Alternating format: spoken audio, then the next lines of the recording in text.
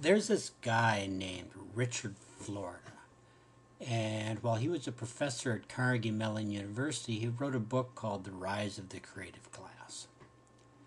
Now, it's a complex book, but to rashly simplify his message, he says if you make your area an interesting place to live, interesting people will want to live there.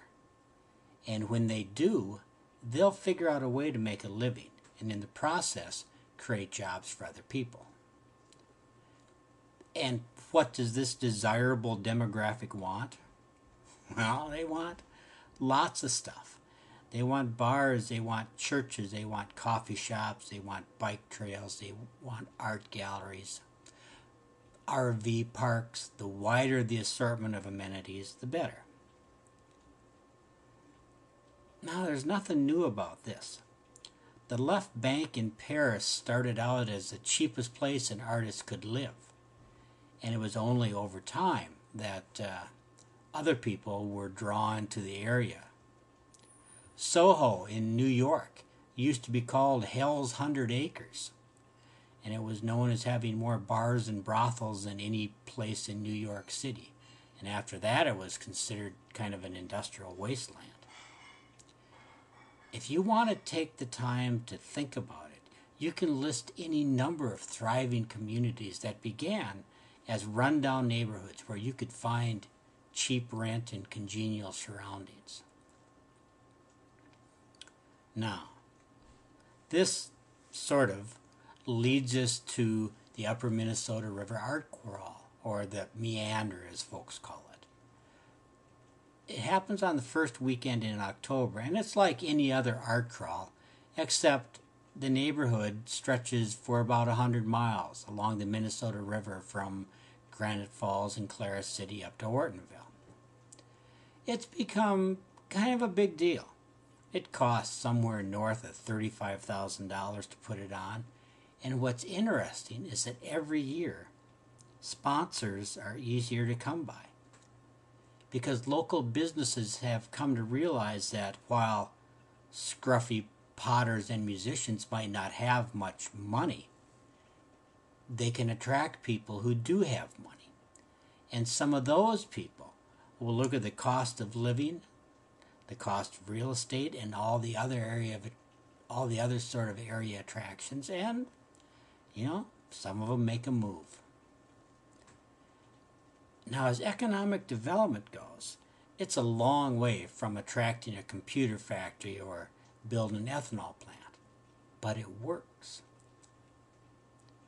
And providing a welcoming community for artists pays dividends a long way down the road. We're seeing it work right now.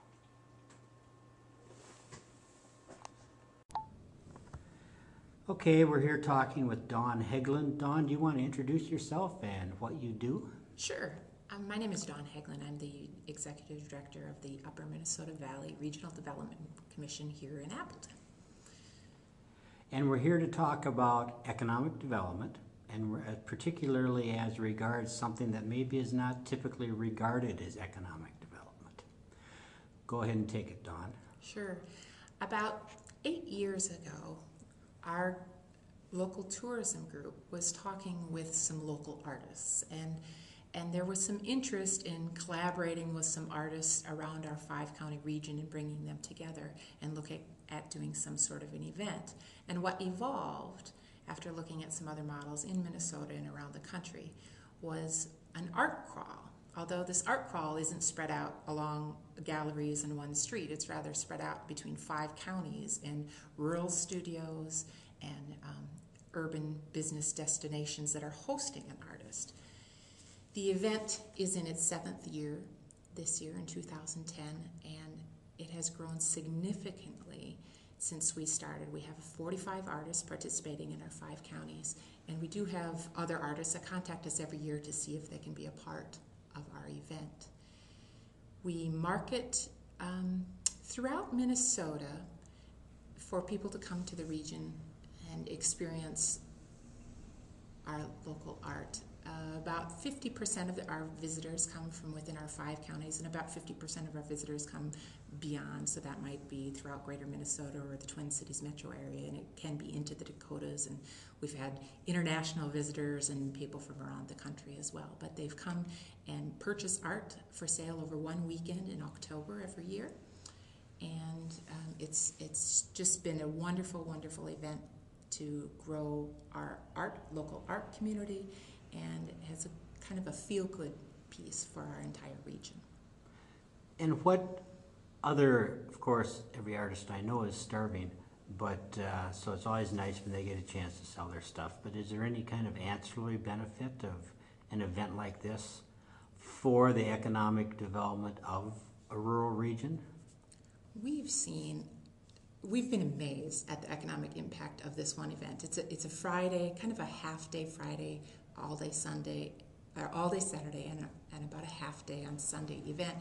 And just in the art sales alone, we've seen steady increases every single year. Last year, it was up 17%, even with the economy that's been a little difficult. And that's just in art sales.